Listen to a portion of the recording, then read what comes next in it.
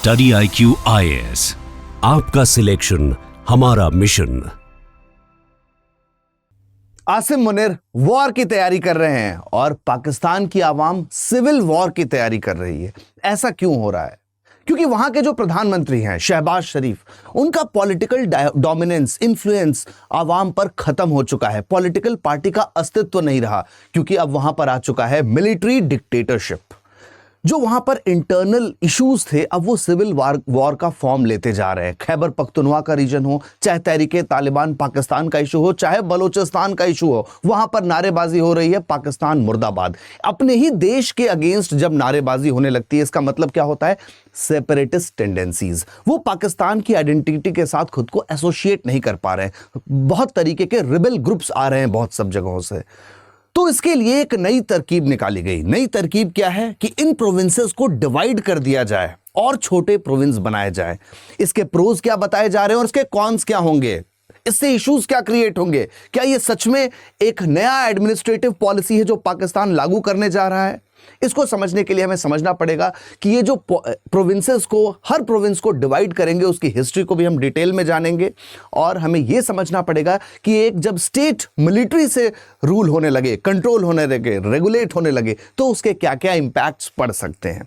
पहले तो यह समझिए इंपॉर्टेंट बात, ना सिर्फ बलोचिस्तान कह रहा है, ना सिर्फ खैबर पख्तूनख्वा कह रहा है, बल्कि अब सिंधुस्तान की भी डिमांड आ गई है। कराची में प्रोटेस्ट आज ही चल रहा है कि हमें सिंधुस्तान चाहिए और पाकिस्तान से हटकर एक नया देश चाहिए। और ये किससे डिमांड हो रही है? क्या वहां के प्रधानमंत्री शहबाज शरीफ से डिमांड हो रही है, या फिर वहां के real head of the state Asim Munir से डिमांड हो रही है? क्योंकि अब कॉन्स्टिट्यूशनल अमेंडमेंट के बाद ये फील्ड मार्शल बन गए हैं, शायद सबसे ताकतवर, जिनके पास न्यूक्लियर कंट्रोल भी आ चुका है। और पाकिस्तान जो खुद को एक डेमोक्रेसी कहता है, बट अगर आप देखेंगे तो डी फैक्टो जो रियल पावर है वो आसिम मुनीर के हाथ में आ चुकी है 27th कॉन्स्टिट्यूशनल अमेंडमेंट करने के बाद। एंड पाकिस्तान की हिस्ट्री में ये देखा गया है कि जब भी मार्शल्स पावर में आते हैं वो डिस्प्ले करते हैं थ्रू वॉर। और ये एक नया चैलेंज निकल के आता है कि एक देश जहां पर वन मैन डोमिनेंस रहा है, वन मैन डिक्टेटरशिप रही है, और वहां पर प्रोविंसेस को डिसेंट्रलाइज करने की बात चल रही है। बेटर एडमिनिस्ट्रेटिव कंट्रोल के लिए हर एक प्रोविंस को 3 टुकड़े में तोड़ने की बात चल रही है। ये एक पहला एक्सपेरिमेंट पाकिस्तान करने की बात करता है। इसको हम डिकोड करते हैं डिटेल में। After decades Pakistan to be divided again, more harm than good, that is what experts are saying, जो एक्सपर्ट्स कह रहे हैं। आज पाकिस्तान कह रहा है कि जो हमारे पास 4 प्रोविंसेस बचे हुए, जब पाकिस्तान आजाद हुआ था तो वो 5 प्रोविंसेस थे, अब 4 जो प्रोविंसेस बचे हुए हैं उनको हम तोड़ेंगे। और क्यों तोड़ेंगे? क्या लोग डिमांड कर रहे हैं? नहीं, हम चाहते हैं कि बेटर एडमिनिस्ट्रेशन हो सके उन जगहों का। और इसके पीछे का इंटेंट मैं कुछ नहीं कह रहा हूं, आप समझ सकते हैं क्या है इंटेंट। किसको डिवाइड करने की बात चल रही है? जगह को कि लोगों को? लोगों की आवाज को, रिबेल को डिवाइड करने की बात चल रही है, या सिर्फ मैप पे नक्शा बदलने की बात चल रही है? The creation of 12 provinces out of 4, not by people's demand but by central power. वो सेंट्रल पावर उनको तोड़ना चाहती है। Does this mean decentralisation? क्या इसका मतलब डिसेंट्रलाइजेशन होता है? क्या हम एक बड़े प्रोविंस को छोटे प्रोविंस में तोड़ दें, बस इसी को डिसेंट्रलाइजेशन कहते हैं? और this is a pre plan for tighter military control? मुझे कमेंट बॉक्स में बताइएगा। आप देखिए कुछ इस तरीके का नक्शा हो जाएगा। आफ्टर दैट जब ब्रेक हो जाएगा पाकिस्तान 12 अलग अलग प्रोविंसेस में। अभी क्या हो रहा है? पाकिस्तान की सिचुएशन आउट ऑफ कंट्रोल जा रही है। पाकिस्तान में भूखमरी की प्रॉब्लम है, रोजगारी की प्रॉब्लम है, इन्फ्लेशन 25% से ज्यादा है, IMF से बेल आउट के लिए लोन लेने की गुहार लगानी पड़ती है। और उस समय पाकिस्तान के कम्युनिकेशन मिनिस्टर आगे आकर के बताते हैं, अब्दुल अलीम खान साहब has confirmed that Pakistan is considering breaking each of the 4 provinces into 3 each. सारे प्रोविंसेस को 3 हिस्से में तोड़ दिया जाएगा, जिसका सीधा मतलब क्या निकलता है कि अगर आप पाकिस्तान को देखेंगे तो 4 प्रोविंस पंजाब यहां पर है, खैबर पख्तूनख्वा रीजन, बलोचिस्तान और सिंध। आपको पता है बलोचिस्तान में बहुत दिन से आवाज चल रही है कि बलोचिस्तान लिबरेशन आर्मी BLA काम कर रही है, वो लिबरेशन चाहती है यहां से। और यहां पर बहुत ज्यादा माइंस एंड मिनरल्स हैं, जिसकी वजह से यहां पर पासनी पोर्ट USA को देना चाहता था पाकिस्तान, और यहां पर अपने नए नए एस्टैब्लिशमेंट्स डाल रहा है इनफैक्ट CPEC के, चाइना पाकिस्तान इकोनॉमिक कॉरिडोर के भी। तो इस रीजन में डेवलपमेंट अभी तक क्यों नहीं पहुंची? लोग ये सवाल पूछ रहे हैं पाकिस्तान की सरकार से, जिसका जवाब नहीं है। तो पाकिस्तान ने कहा कि इसको 3 हिस्से में तोड़ देते हैं ताकि इनकी आवाज भी 3 हिस्से में बट जाए। अब सिंध ने भी सिंधुस्तान की डिमांड कर दी है। खैबर पख्तूनवा रीजन खुश नहीं already. Even Pakistan occupied Jammu and Kashmir में भी बहुत सारे प्रोटेस्ट हुए रिसेंटली। तो आप देखेंगे इन सबको 3 हिस्से में तोड़ देंगे तो टोटल 12 प्रोविंसेस हो जाएंगे। थोड़ा सा और हिस्ट्री में जाते हैं और हम समझते हैं जब देश आजाद हुआ था, पार्टीशन 1947 की बात करते हैं, तब क्या था? Pakistan had 5 administrative regions including eastern Pakistan. 1971 operation jackpot, जब भारत की मदद से ईस्टर्न पाकिस्तान लिबरेट होता है और बनता है एक नया देश बांग्लादेश, और वो प्रोविंस चला जाता है पाकिस्तान के प्रोविंसेस की काउंटिंग में से। अब केवल 4 प्रोविंस ही बचते हैं। नाउ ये 4 प्रोविंस को पहली बार पाकिस्तान बांटना चाहता है। तो एक सवाल खड़ा होता है, क्या ये सच में एक अच्छे एडमिनिस्ट्रेशन की शुरुआत है? ये वो देश कह रहा है जिसने सारी पावर को एक जगह सेंट्रलाइज कर दिया है। तो थोड़ा सा हमें इस कंसेप्ट पे भी गौर फरमाने की जरूरत है। What is centralising and what is decentralising? हर जगह ये बात होती है, हर जगह इकोनॉमिस्ट, पॉलिटिकल थ्योरीज में हम देखते हैं कि डिसेंट्रलाइजेशन ऑफ पावर की बहुत ज्यादा महत्ता है गवर्नेंस में। तो जब आप समझेंगे तो ये समझ पाएंगे कि centralisation and decentralisation political control के लिए दोनों की ही अहमियत है। यहां पर जो डिसेंट्रलाइज किया जा रहा है, क्या वो पावर की जा रही है या फिर डिसेंट्रलाइज प्रोटेस्ट के ऊपर एक सर्जिकल स्ट्राइक है, कि वो प्रोटेस्ट को बांटने की कोशिश है? जरा देखते हैं। लार्ज प्रोविंस पे उन्होंने कहा कि गवर्नेंस करना मुश्किल होता है, आमतौर पर यही लॉजिक होता है।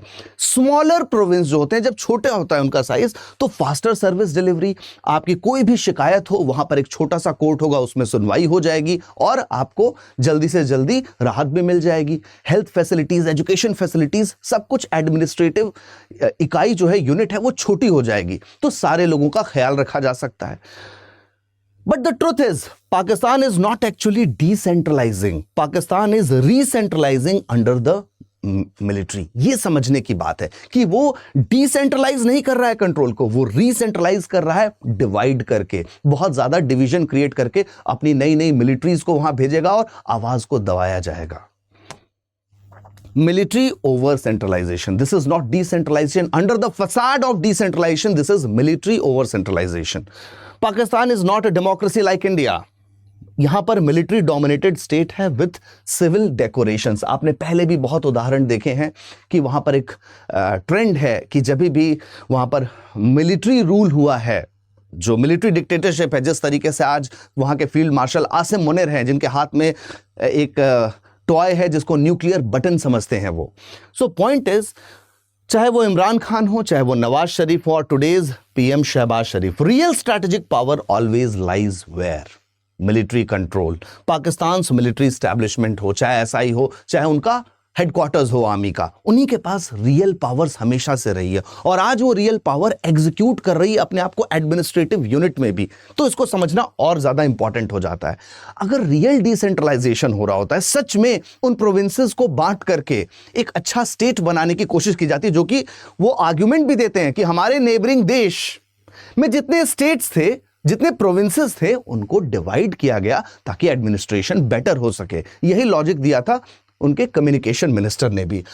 अगर real decentralisation was happening, provinces would get a financial autonomy, इसकी बात करनी चाहिए उनको।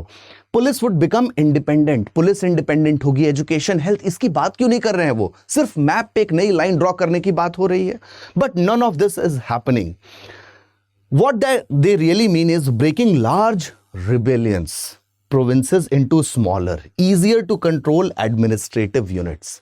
एक इजी कंट्रोल होने वाली एडमिनिस्ट्रेटिव यूनिट्स में उनको तोड़ दिया जाएगा, क्योंकि ऑलरेडी वो जो ट्रेन जाती थी बलूचिस्तान से, उसमें आग लगा दी गई, उसकी पटरियां उखाड़ दी गई। तो पाकिस्तान को समझ में आ रहा था कि हम सीधा आर्मी से अपने देश में ही स्ट्राइक करके उसको हासिल नहीं कर पाएंगे, क्योंकि लोकल लोग हमारे अगेंस्ट हैं।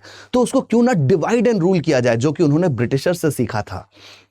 बलूचिस्तान, खैबर पख्तूनवा रीजन में जो स्ट्रैटेजी है, if Balochistan becomes 3 separate provinces, resistance will become fragmented, वो टूट जाएगा। Divided, isolated and easier to crush, तो उसको हाँ इजिली वो क्रश कर सकते हैं। और पुलिस की पावर से ज्यादा, सिविलियन पावर से ज्यादा, रूल ऑफ लॉ से ज्यादा, आपको अपने हेल्थ एजुकेशन के अधिकार से ज्यादा वहां पर मिलेगी army presence. That will be the scenario. क्योंकि इस समय की अगर कंडीशन देखते हैं तो पाकिस्तान में एक हाइब्रिड गवर्नमेंट है, सिविलियंस को दिखाने के लिए कि एक डेमोक्रेसी जैसी चीज है, जमहूरियत है थोड़ी अभी वहां पर एक सिविलियन प्राइम मिनिस्टर है शहबाज शरीफ, लेकिन real authority military leader Asim Munir के पास है। ये अपने हिसाब से डिसीजंस ले रहे हैं। कॉन्फ्लिक्ट क्या है यहां पर? कॉन्फ्लिक्ट ये है, एक तरफ शहबाज शरीफ कह रहे हैं कि डिसेंट्रलाइज करेंगे, लोगों को ज्यादा बेटर सर्विस डिलीवरी देंगे। यह भी उस देश में कहा जा रहा है जहां पे वन मैन डिक्टेटरशिप को प्रमोट किया गया कॉन्स्टिट्यूशनल अमेंडमेंट के द्वारा। तो ये दोनों कॉन्फ्लिक्टिंग व्यूज कहां लेकर के जा रहे हैं? एक तरफ ओवर सेंट्रलाइजेशन मिलिट्री की बात चल रही है और दूसरी तरफ सिविलियन रूल ऑफ लॉ को डिसेंट्रलाइज करने की बात चल रही है।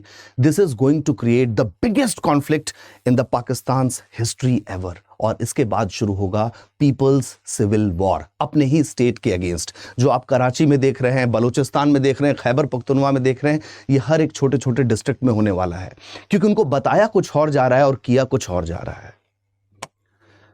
Creating new provinces means more chief ministers, more provincial armies and more assemblies.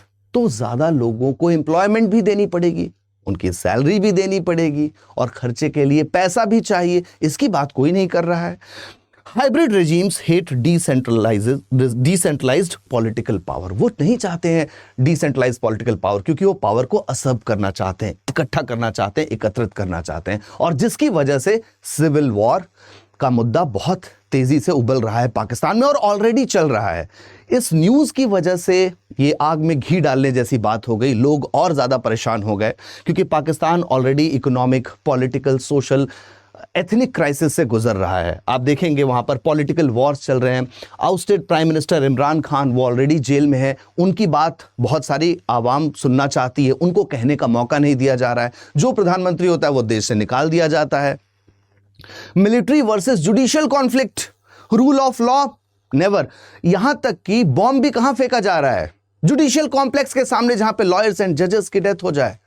तो एक सिंबॉलिक मीनिंग था उसका। Civilian government versus military government, constant arrest होते रहते हैं, जस्टिस है नहीं वहां पर, प्रोटेस्ट चलता रहता है, इंटरनेट शटडाउन हो जाता है। तो people do not have freedom of speech and expression over there. तो इसकी वजह से वहां पर पॉलिटिकल वॉर कॉन्स्टेंटली चल रहा है पाकिस्तान में। इकोनॉमिक सिचुएशन बहुत ग्रिम है, महंगाई बहुत बढ़ चुकी है, उनके ऊपर बहुत ज़्यादा कर्जा भी है। $9 बिलियन का महज रिजर्व बचा हुआ है, IMF से बेल आउट की कंडीशन है। एथनिक वॉर बलूचिस्तान में चल रहा है, खैबर पख्तूनख्वा में चल रहा है। बलोच लिबरेशन आर्मी ने चाइनीज़ गवर्नमेंट के जो लोग वहाँ पर थे उनको भी हटा दिया वहाँ से। वहाँ के डिफेंस मिनिस्टर ख्वाजा आसिफ का कुछ समय पहले एक बयान आया था, Pakistan is in a state of war, और इसको लाइटली नहीं लेना चाहिए। Not to the people of Pakistan, not even for the India. India कभी नहीं चाहेगा कि हमारा नेबर डिस्टेबलाइज हो। हमें भी चाहिए कि वहां पर पीस एंड स्टेबिलिटी आए, प्रॉस्पेरिटी आए, इकोनॉमिक ग्रोथ आए। India believes in neighbourhood first policy through Gujral doctrine. So point is, this is not even good for India कि पाकिस्तान डिस्टेबलाइज हो रहा है। Pakistan is in a state of war, और ये वहां के डिफेंस मिनिस्टर का कहना है। ये है सिचुएशन। और जो लॉजिक दिया जा रहा है, लेट्स अंडरस्टैंड दैट लॉजिक।